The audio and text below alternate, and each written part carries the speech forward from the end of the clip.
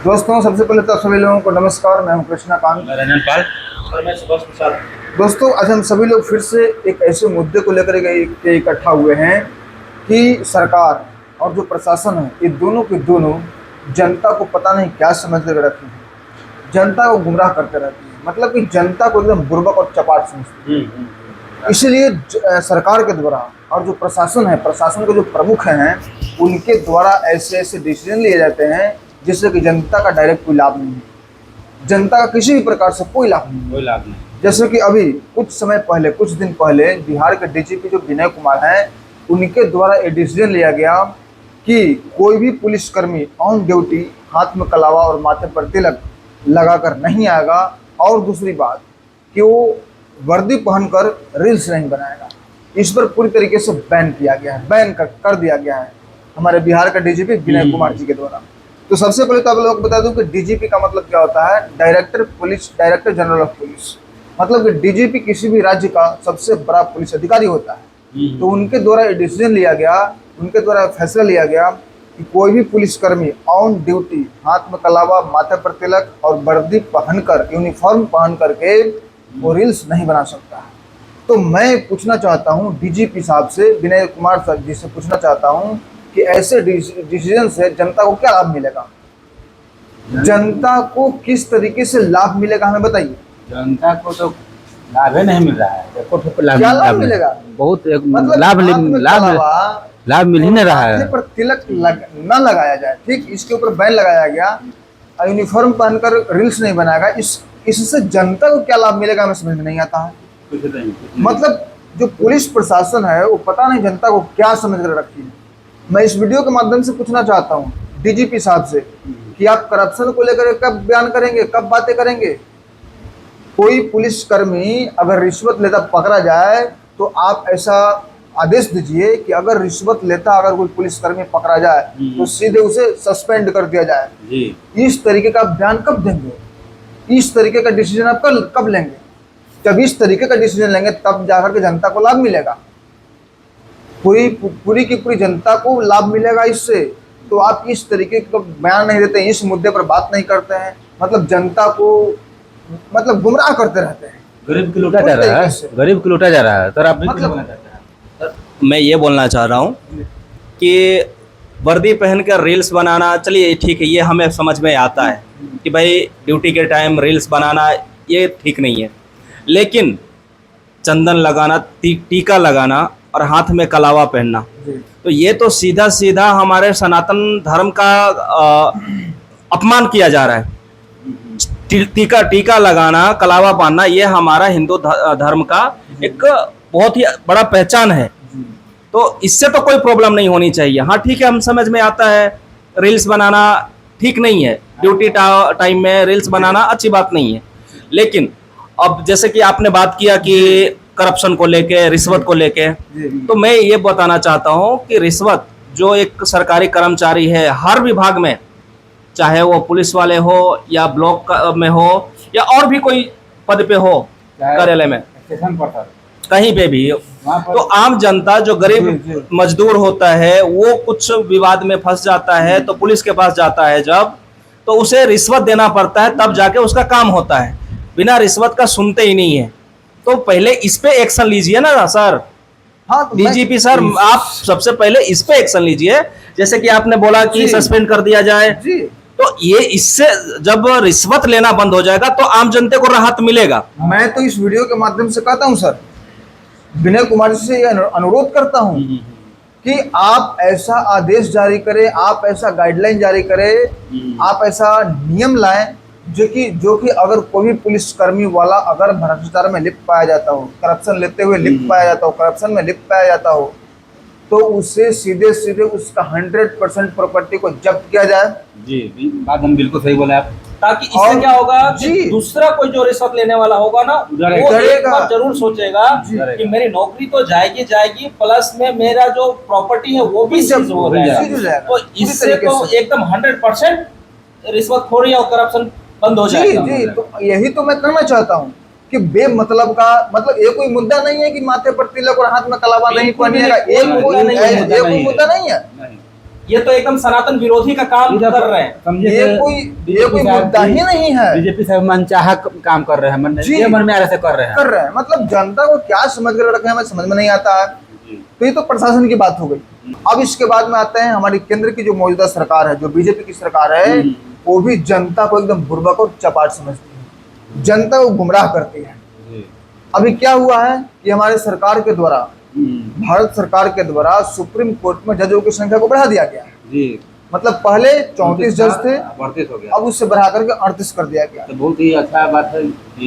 सुनने में कितना अच्छा लग रहा है, सुनने में अच्छा लग रहा है कि बहुत भाई अच्छा लग रहा है। सारी जो करोड़ों केस पेंडिंग थे, जो जी। साल 2 साल में 5 साल में क्लियर हो जाना चाहिए, 10-10 साल एक केस, 15-15 साल, 20-20 साल। सर 73 साल केस लंबित रह रहे हैं। हाँ, तो आपके सामने देखिए ना, 2012 में जो दिल्ली में रेप हुआ था, तो जी। 20 में उसको फांसी मिला था। वही देख लीजिए ना। और उसमें से क्या है कि एक मुख्य न्यायाधीश रहेंगे निर्भया कांड में। जी। अब उसमें जो 38 जज है, बढ़ा मतलब 34 से 38 जो कर दिया गया है, उसमें एक मुख्य न्यायाधीश रहेंगे और 37 अन्य न्यायाधीश रहेंगे। तो मेरा कहना यह है कि क्या मतलब सुनने में तो बहुत अच्छा लग रहा है कि भाई केस जल्दी सुलझेगा, फैसला जल्दी आएगा, लेकिन क्या सिर्फ जजों की संख्या को बढ़ा देने से फैसला जल्दी आएगा? ऐसे तो लग रहा है जल्दी आएगा, क्या कि 4 को बढ़ गया है। और लग रहा है, क्या बोल रहे हैं कि सुनने में कितना अच्छा लग रहा है, लेकिन अगर इसे प्रैक्टिकली देखा जाए, मतलब अगर हम इसे इतिहास में जाकर देखें तो आपको बता दूं कि 2009 में जजों की संख्या 26 थी, ठीक है। और 2009 में क्या कर दिया गया, 26 से 31 कर दिया गया। अब उसके बाद में ऐसा लगा, मतलब 1986 में कितना था, 26 था। 1986 में जजों की संख्या 26 था, लेकिन 2009 में 26 से 31 कर दिया गया। और इसीलिए किया गया कि जो पेंडिंग केस हैं उसका फैसला जल्दी आए और केस ज्यादा पेंडिंग ना पड़े। लेकिन उसके बाद भी क्या हुआ, केस पेंडिंग पढ़ते चले गए, तारीख पे तारीख पढ़ते चले गए, उससे कोई लाभ नहीं हुआ। उसके बाद में फिर आगे देख लीजिए कि 2019 में फिर से 31 जो जज थे उसको बढ़ा करके 34 कर दिया गया। और फिर से यही मतलब कहा गया कि भाई जितने भी केस पेंडिंग पड़े हुए हैं उसका फैसला जल्दी आएगा और केस पेंडिंग नहीं पड़ेगा। लेकिन फिर भी क्या हुआ, पेंडिंग रह गया। उसके बाद में 2019 में क्या हुआ कि जो पहले 31 जज थे उसको बढ़ा करके 34 कर दिया गया। लेकिन उसके बावजूद भी आप देख लीजिए, वही बात है जैसे कि पहले 8 गो था। हाँ, 1950 में 8 जज थे। हाँ, तो 1 महीना में काम खत्म होता था। तो उस तरीके से देखा जाए 38 को हो गया था, 1 महीना में काम खत्म हो रहा है, टाइम टेबल फिक्स नहीं हो रहा है। यही मैं कहना चाहता हूँ कि जिस तरीके से सरकार जजों की संख्या को बढ़ा रही है, तो आप देख लीजिए कि 2019 में जो 31 जज थे उसको बढ़ा करके 34 कर दिया गया। लेकिन उसके बावजूद भी आप देख लीजिए कि 73 साल का केस लंबित हैं, पड़े हुए हैं, कहाँ सुनवाई जल्दी आ रही है। और अभी 2026 में क्या किया गया, 34 से 38 कर दिया गया। इससे क्या होगा, इससे फैसला जल्दी नहीं आएगा सर। आपको अगर फैसला जल्दी लाना है, मोदी सरकार जल्द से जल्द एक्शन लेना। मैं मोदी सरकार से मैं आग्रह करता हूँ, अनुरोध करता हूँ कि आप सिर्फ जजों की संख्या को बढ़ा देने से फैसला जल्दी नहीं आएगा। आपको एक टाइम लिमिट देना पड़ेगा, इस तरीके का कानून लाना पड़ेगा कि कैसा भी केस हो, कैसा भी मामला हो, हार्डली से हार्डली 1 साल के अंदर फैसला मिल जाना चाहिए। और 1 साल कोई ऐसा नहीं कि ट्रिब्यूनल कोर्ट में 1 साल, हाई कोर्ट में 1 साल, सुप्रीम कोर्ट में 1 साल, ऐसा नहीं। ट्रिब्यूनल कोर्ट से लेकर के हाई कोर्ट तक का जितना समय है, सभी समयों को मिला करके 1 साल में फैसला आ जाना चाहिए। ठीक है, मैं सरकार से अनुरोध करता हूँ, बात पर हम सहमत हैं आपसे। जी। तो मैं ये सरकार से अनुरोध करता हूँ कि आप ऐसा नियम लाइए, ऐसा कानून लाइए, तब जा करके जो केस है, केस का फैसला जल्दी आएगा। ये नहीं कि जजों की संख्या को सिर्फ बढ़ा देने से मतलब जो फैसला है वो जल्दी आएगा। तो इस तरीके से जो सरकार है वो जनता को गुमराह ना करे, जनता को बुर्बक ना बनाए। जनता क्या जो सरकार क्या सोचती है कि जनता को अंधेरे में रखेंगे, अंधेरे में धकेल रहे हैं, जनता को क्या बुझा रहा है। लेकिन मैं आपको बता दूं कि जनता को अंधेरे में मत धकेलिए, जनता को बहुत कुछ बुझा रहा है। अगर लेकिन उनके पास सोशल मीडिया के कारण से नहीं, जानकारी की वजह से वो सोशल मीडिया पर बात को फैला नहीं रहा है जी। और दूसरा जगह नहीं पहुंच रहा है, नहीं तो पहुंच जाता है। तो आप ऑडियंस से मांग कीजिए कि इस वीडियो को फैलाइए, हाँ हाँ। इस वीडियो को हमारे केंद्र सरकार के पास पहुंचाइए। जैसे कि हमारे छोटा पापा हैं, वो पूरा जानकारी रखते हैं, लेकिन जी। उनको सोशल मीडिया के बारे में जानकारी नहीं है, जी जी तो नहीं उसे काम करते हैं, लेकिन उनको जानकारी तो बहुत ज्यादा है। जी। लेकिन अब क्या किया जाए। तो उसी तरीके से मैं कहना चाहता हूँ, हाँ। जो ऑडियंस जो इस वीडियो को देख रहे हैं, हमारी बात से अगर आप सहमत हैं तो आप इस वीडियो को वहां तक पहुंचे जहां से ये नियम लाया जा सकता है, वहां तक इस वीडियो को पहुंचाइए। और आप बता दूं कि जो क्राइम होते हैं, क्राइम का ज्यादातर आधार क्या है? सुप्रीम कोर्ट के द्वारा जो मतलब जो न्यायालय है, न्यायालय के द्वारा फैसला लाने में देरी के कारण ही बहुत सारे ऐसे जो क्राइम है वो बढ़ते हैं। जैसे कि एग्जाम्पल के तौर पर अगर आपको बता दूं कि अगर कोई भी प्लॉट, अगर सर मान लिया कि अगर आपका प्लॉट है 10 लाख का प्लॉट है या 15 लाख का प्लॉट है, ठीक है, और उस प्लॉट पर अगर कोई दबंग व्यक्ति कब्जा कर ले तो आप क्या करिएगा? कोर्ट जाइएगा। कोर्ट जाएंगे, लेकिन आप इस बात को जान रहे हैं कि अगर हम कोर्ट जाएंगे तो पैसा अलग लगेगा, पैसा तो जल्दी सुनवाई होगा नहीं। अगर हम केस करेंगे तो 30 साल लग सकता है, 40 साल लग सकता है, 50 साल लग सकता है। तो आपके लिए सबसे आसान रास्ता क्या बुझाएगा कि अरे यार दबंग तो कब्जा कर ही लिया है, मैं एक और कोई और जो दबंग है उसको मैं इस प्रॉपर्टी को बेच देता हूँ। अब दोनों दबंग समझेगा अपना, तो आप उस प्रॉपर्टी को किसी और दबंग से बेच दिए, ठीक है। ये एक आसान तरीका रहेगा, आप भी झंझट में नहीं पड़ेंगे। हाँ। तो आप जब उस दूसरे दबंग को बेच देंगे तो वो दोनों के दोनों दबंग आपस में क्या होंगे? क्योंकि दोनों दबंग है तो टकराएंगे ही टकराएंगे। जब टकराएंगे तो गोलीबारी होगी, मर्डर होगा, उसके बाद में केस होगा। केस की सुनवाई 20 साल के बाद मिलेगा जी। तो इसी तरीके से अगर सुनवाई अगर 1 साल के अंदर में आता तो आप सीधे कोर्ट में जाते। क्यों जाते हैं आप किसी दबंग को बेचने? बिल्कुल भी नहीं, हमें बेचने की जरूरत ही नहीं पड़ेगी। जरूरत ही नहीं पड़ती। जब हमें पता है कि हमारा केस जब 1 साल में हम सॉल्व हो जाएगा, दस्तावेज हमारे नाम से है, तो जायज सी बात है फैसला भी हमारे हक में ही आएगा। जी। और देखा जाए तो गजब, मतलब किस तरीके से सरकार क्या समझती जनता को, एकदम क्या बताएं हम इस वीडियो के माध्यम से, क्या बताएं, पूर्वक और चपाट समझती है। आपकी बात से मैं बिल्कुल सहमत हूँ। जी। ज्यादा क्राइम होने का कारण ये भी है कि जो फैसला देर से सुनाया जाता है, तो लोगों के मन में ऐसा होता है कि मतलब सालों गुजर जाएंगे, फैसला होगा भी कि नहीं होगा, अभी केस ऐसा ही चलता रहेगा। अभी एक कुछ साल पहले की घटना है सर, 73 साल केस लंबित पड़े हुए हैं। अब 73 साल कोई कम समय नहीं होता। एक बच्चा जिंदगी है जी, एक बच्चा जन्म लेता है, जिंदगी है, जवान होता है, बुढ़ापा होता है, मर जाता है, उतना लंबा समय होता है 73 साल। और 50 साल और 40 साल भी कोई कम समय नहीं है। अगर 20 साल का लड़का हो और 50 साल अगर केस चले तो उसका उम्र सीधे 70 पार कर जाएगा, जिंदगी खत्म हो जाएगी केस लड़ते लड़ते। जी।